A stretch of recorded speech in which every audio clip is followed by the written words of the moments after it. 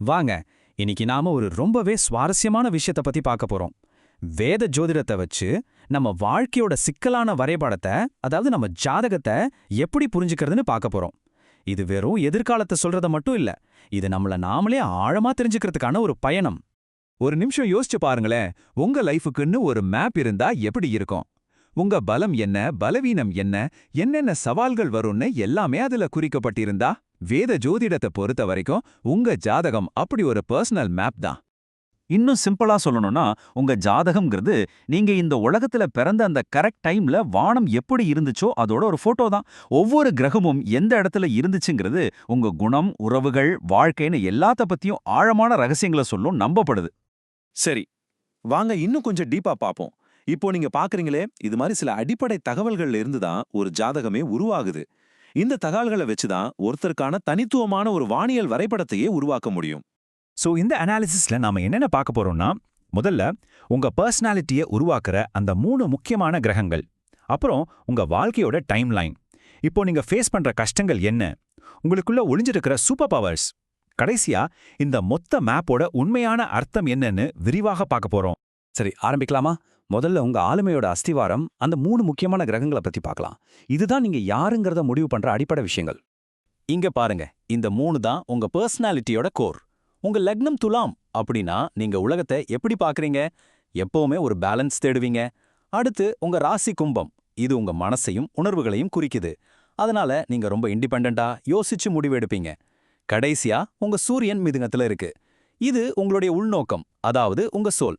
எப்பவுமே புதுசா ஏதாவது கத்துக்கணும்னு ஒரு ஆர்வம் இருந்துகிட்டே இருக்கும். அடுத்து நாம பார்க்க போறது உங்க வாழ்க்கையோட டைம்லைன்.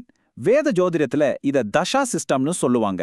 சிம்பிளா சொல்லணும்னா, உங்க வாழ்க்கைய சில பெரிய பெரிய சாப்டரா பிரிக்கிற மாதிரி.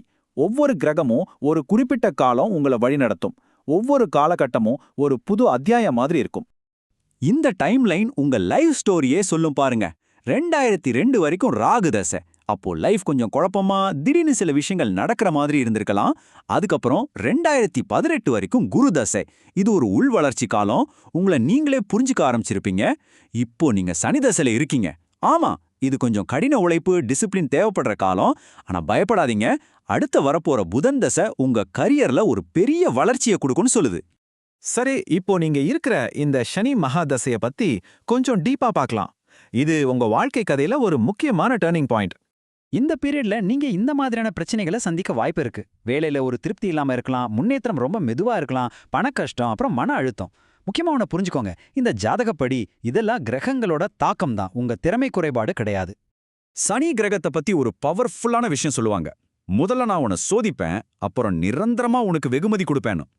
இதுக்கு என்ன அர்த்தம்னா, நீங்க இப்ப படுற கஷ்டத்துக்கு பின்னாடி ஒரு பெரிய காரணம் இருக்கு. இந்த சோதனைகள் உங்களை ஒரு வைரம் மாதிரி பட்டை தீட்டி ஒரு நிலையான வெற்றிக்கு ரெடி பண்ணுது. இந்த பெரிய சனி தசையையும் நம்ம சின்ன சின்ன பகுதியா பிரிக்கலாம். 2024 வரைக்கும் இருந்த ரொம்ப கஷ்டமான முதல் பகுதி இப்போ முடியுது. இனி 2024 இருந்து 2030 வரைக்கும் ஒரு டேர்னிங் பாயிண்டா இருக்கும். இங்கிருந்து உங்க முயற்சிகளுக்கு கொஞ்சம் கொஞ்சமா பலன் கிடைக்க ஆரம்பிக்கும்.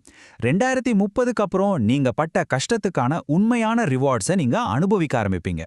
சரி, அடுத்து நாம பார்க்க போறது ஒரு புதையல் மாதிரி. உங்க ஜாதகத்துல மறைஞ்சிருக்கிற உங்க சூப்பர் பவர்ஸ் பத்தி தான். இத தான் யோகங்கள்னு சொல்லுவோம்.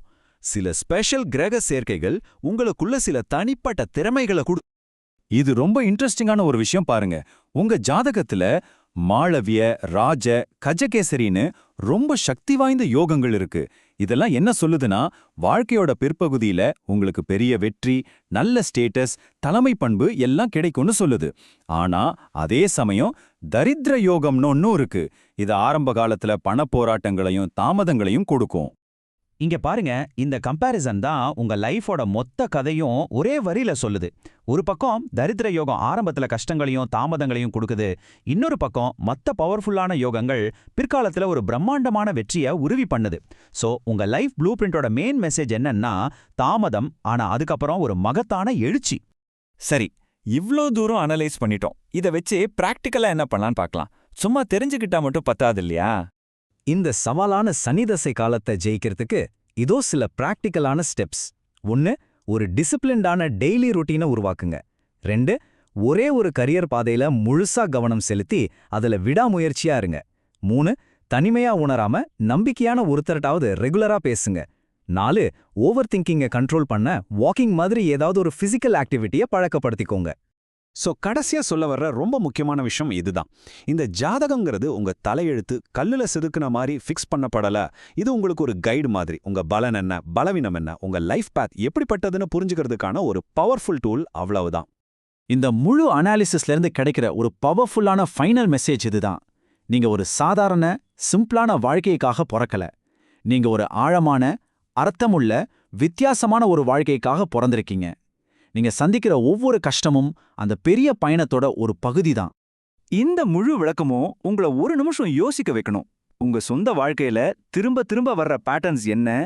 உங்களுக்கு மட்டும் புரியுற மாதிரி ஏதாவது ஒரு தீம் இருக்கா? உங்க கதையை நீங்க சரியா புரிஞ்சுக்கிட்டீங்கன்னா உங்க எதிர்காலத்தை நீங்களே சூப்பரா வடிவமைக்க முடியும்.